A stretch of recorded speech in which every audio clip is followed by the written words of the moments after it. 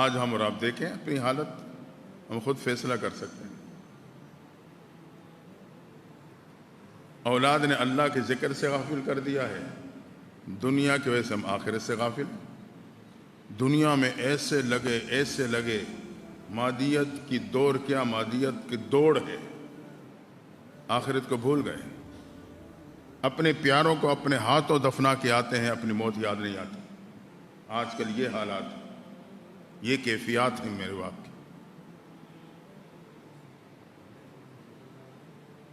قبرستان جاتے ہیں، کوئی عبرت نہیں حاصل کر پاتے، دل سخت ہو چکے ہیں، اثر نہیں لیتے۔ دنیا کا جادو چلا،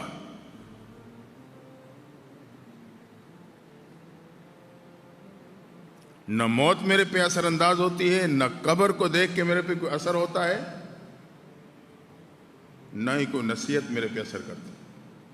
جسے دوائی کھاتے کھاتے بعد دوائی اثر چھوڑ جاتی ہے، اسی طرح گوئے کہ یہ دنیا کے جو حالات کا سامنا ہے یہ بھی میرے پہ اثر انداز نہیں ہو رہے، مجھے پھر بھی موت اور قبر و حشر یاد نہیں آتی۔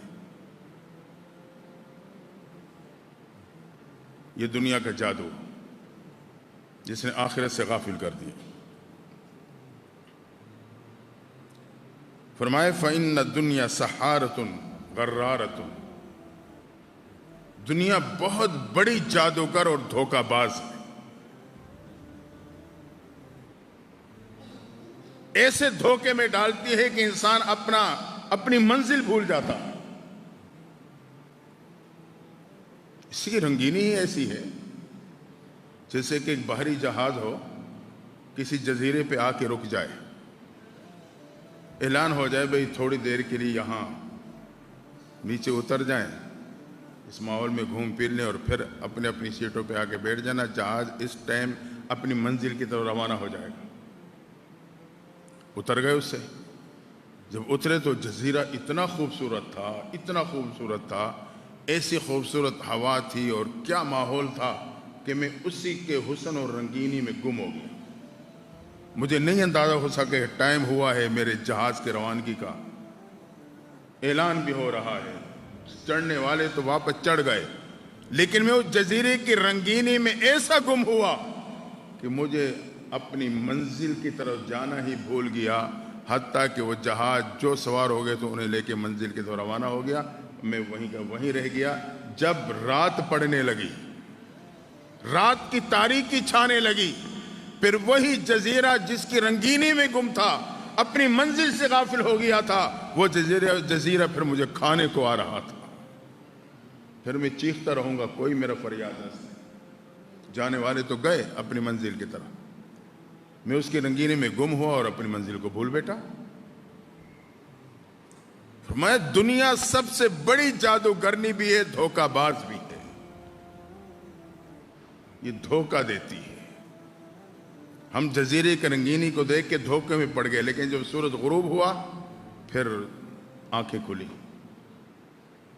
اس لیے ہمیں دنیا میں آنکھیں کھول کے جینا چاہیے۔ آج میرے آپ کی حالت یہ ہے کہ ہم ایک کبوتر کی طرح آنکھیں بند کر کے زندگی گزار رہے ہیں۔ کبوتر جب موت کو بلی کی صورت میں آتے ہوئے دیکھتا ہے تو آنکھیں بند کر لیتا ہے، اس کے شعور میں یہ بات ہوتی ہے کہ میں اب بلی کے پنجے سے بچ جاؤں گا، موت سے بچ جاؤں گا، لیکن جب بلی اس پہ پنجہ مارتی ہے پھر اسے مہلت نہیں ملتی،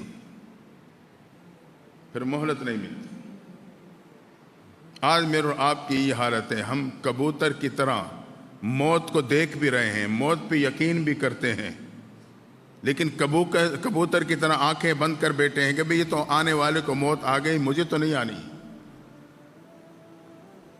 اور غفلت میں پڑا رہتا ہوں۔ قبر حشر کی تیاری کی فکر تک نہیں ہوتی، حتیٰ کہ جب موت اپنے وقت پہ آ کے پنجہ گاڑتی ہے مجھے پھر سنبھلنے کا موقع نہیں ملتا۔